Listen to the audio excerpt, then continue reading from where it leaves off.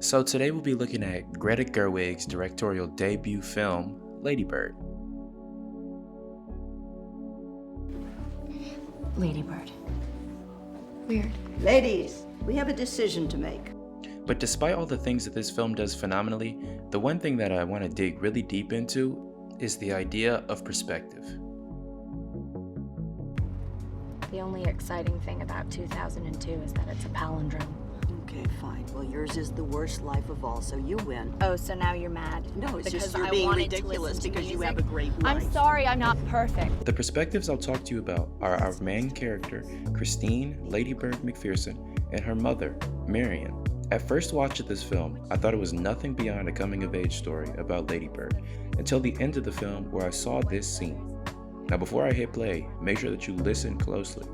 Alright, here we go. Family, please leave a message. Thank you. Hi, Mom and Dad.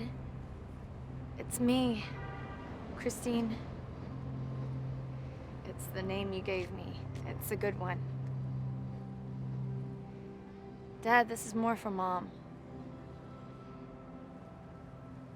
Hey, Mom. Did you feel emotional the first time that you drove in Sacramento? I did, and I wanted to tell you, but we weren't really talking when it happened. But as a wise professor once told me, the idea of perspective can be too much to cover in such a short time. So the main example that I'll be using is the use of Lady Bird's name. Before this scene, we never hear Lady Bird called Christine, or at least she never fully accepts the name.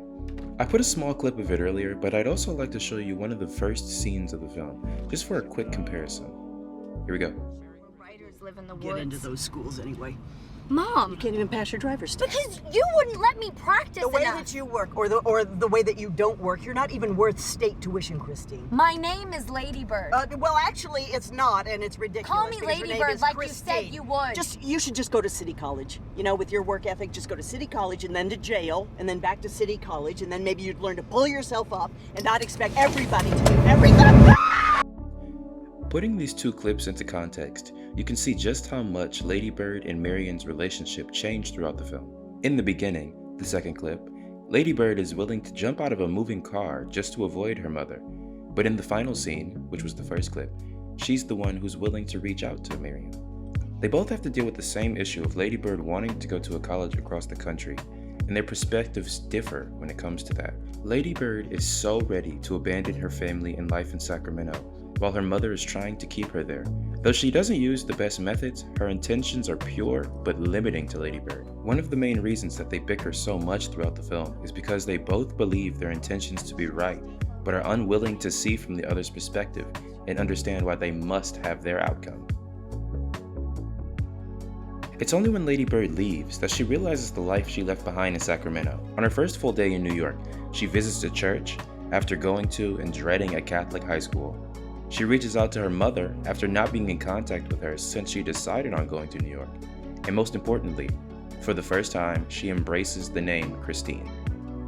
Now, embracing her real name could be seen as a sign of weakness, but in this situation, it could be quite the opposite. Her mother was stubborn and wanted what was best for Christine, and through the letters her dad secretly gave to her, Christine was finally able to recognize that and embrace who she was. She was finally able to see from her mother's perspective.